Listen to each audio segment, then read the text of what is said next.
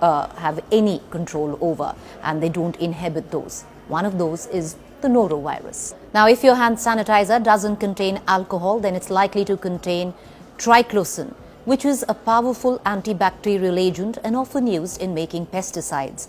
It is readily absorbed by the skin, which can directly impact thyroid function and can cause damage to the liver and muscles. Another thing, have you ever thought, a lot of us, especially now, immediately reach out for a hand sanitizer, use it, and then start eating something. Have you thought the kind of chemicals that you're consuming?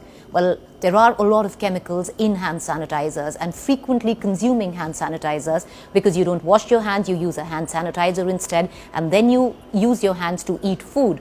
You're ingesting the hand sanitizer. Well, it can be very harmful for your immunity, counterproductive, especially for very young children.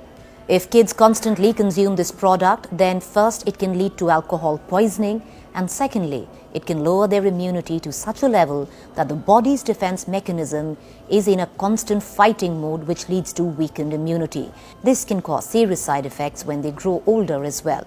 These adults have a weak immune system and will be more vulnerable to diseases. Moreover, if your hand sanitizer is scented, that means it's loaded with toxins and chemicals. Synthetic fragrances contain phthalates, which are endocrine disruptors that mimic hormone and could alter genital development. So hand sanitizers don't just have these medical risks, but also certain physical impact as well if you use them.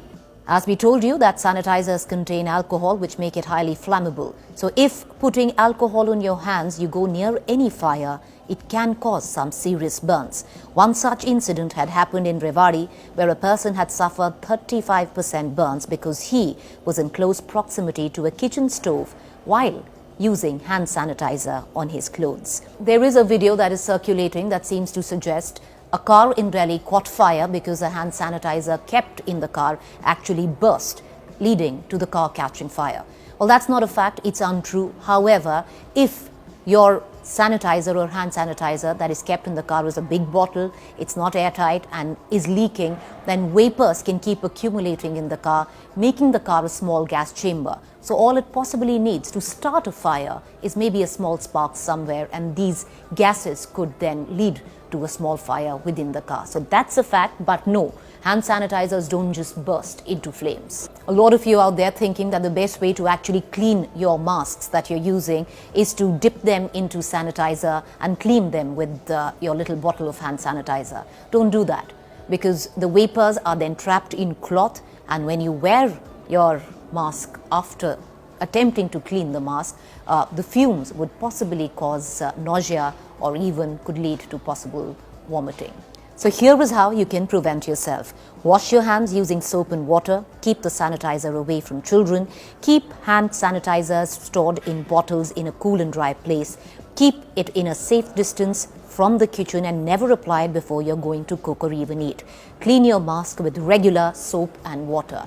So ultimately, yes, hand sanitizers at this point of time could be an essential commodity if you don't have water and soap within easy access. Because if you do, that should be your first priority. Wash your hands with soap before you use a hand sanitizer.